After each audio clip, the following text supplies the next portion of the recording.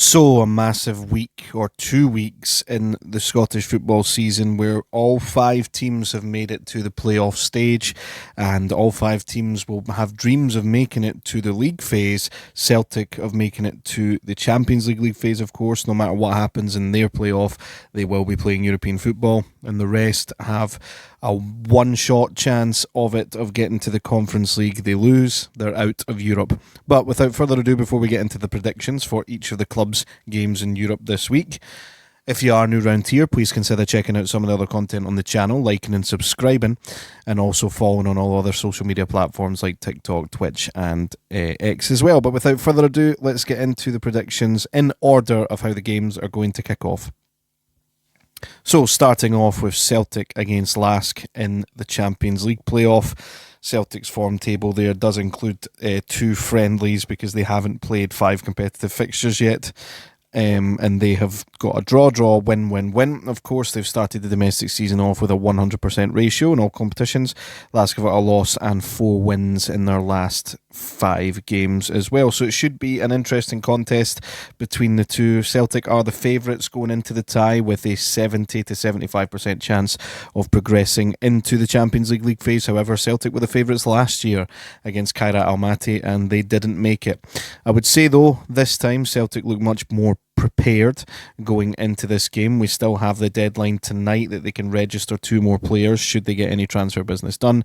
But even with that, I think going into the game, the big blows for them are that Arne Engels has left the club to go to West Ham and Alistair Johnson is out injured for 5 to 6 weeks as well. So those are the key blows for Celtic heading into this game. Although they do have their new signings in Mika Bauer, Hassim Hassan, Casper Hu, and Camilo Duran that are all going to be available for this game. Plus, like I said, they could register 2 more signings if they get them done before tonight's deadline.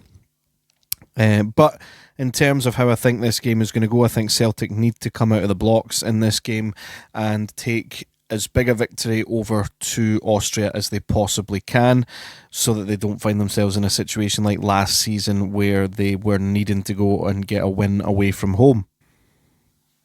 So, with that being said, I do think that Celtic are going to come away 3-1 winners in this game, giving themselves a 2-goal lead to hang on to over in Austria. I say hang on to, they still should probably be winning over there as well, but it is something to take over there.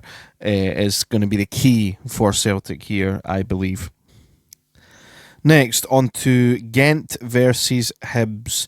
Hibs have had a relatively good start to the season. That loss on their form graphic was to Motherwell in the league where they conceded a late counter-attack.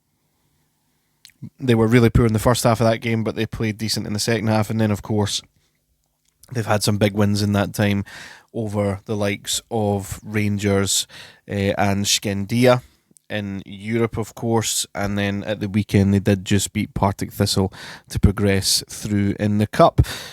I do think this is a case of the first game being away from home. I think of all of the teams in the Conference League, I think playing your first game away from home is the most ideal scenario because then you can just do damage control before bringing it home.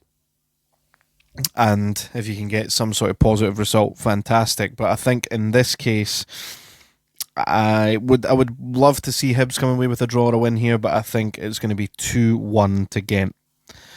Now on to the tie that is the biggest gap in terms of value, in terms of difficulty for a Scottish club. Motherwell against Freiburg, last season's Europa League runners-up. In fact, one of the losses in those last 5 games is indeed the Europa League final that they lost 3-0 to Aston Villa.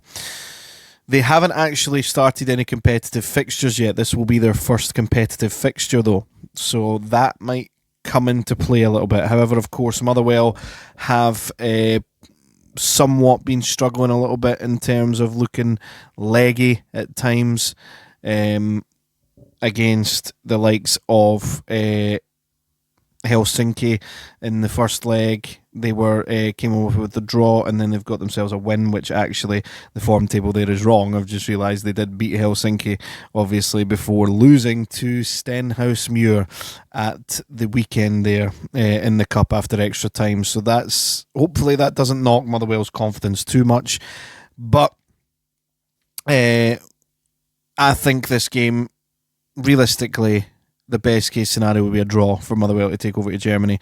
I mean, if they win, fantastic, but I'm going to go for a 1-1 draw at Fir Park.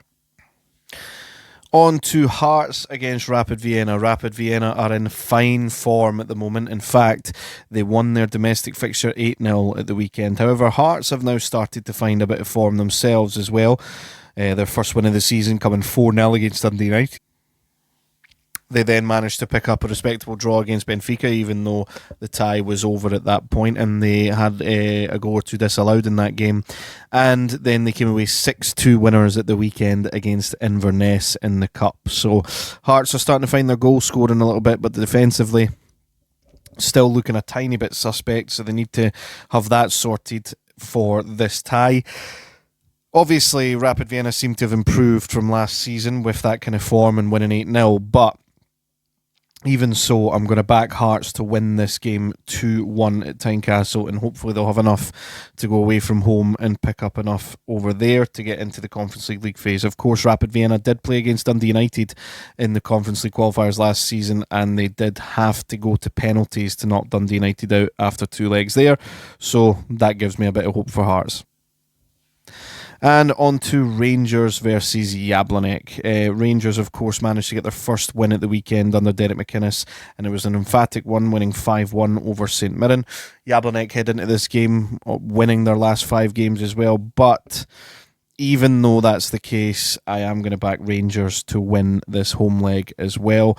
I think not just because they managed to get that first win out of the way, it's at home, and they need to win this to get any kind of European football. No European football for Rangers financially would be a disaster for them with how much they've invested in the squad over the past 2 windows. If they were to get no European football whatsoever, that would be unthinkable for their board, basically. So I am going to go for a 2-1 Rangers win in this scenario. And then obviously it will still be with all those score lines all to play for in the second legs if all those come true. So, just a recap at the end of each of the predictions. I've got Celtic to beat Lask 3-1, Ghent to beat Hibs 2-1, Motherwell to draw 1-1 with Freiburg, Hearts to beat Rapid Vienna 2-1, and Rangers to beat Jablonec 2-1. So, that's going to do it for the predictions. If you agree or disagree with me, let me know in the comments below, of course, and how you think your team's going to get on. I will be reacting to the Celtic game tomorrow night, and I'll be reacting to all 4 games the night after, based off how those go. Obviously, I'll be flicking between the highlights on each of them to see how it goes for each team. Hopefully we get as many positive results as possible, not just for the coefficient. As much as it's looking unlikely, I would love to see all 5 Scottish teams in European competition this season and help us build that coefficient back up so that we can get as many teams in as possible and not have to have a playoff between the likes of Motherwell and Freiburg to get there, which just seems ludicrous to me.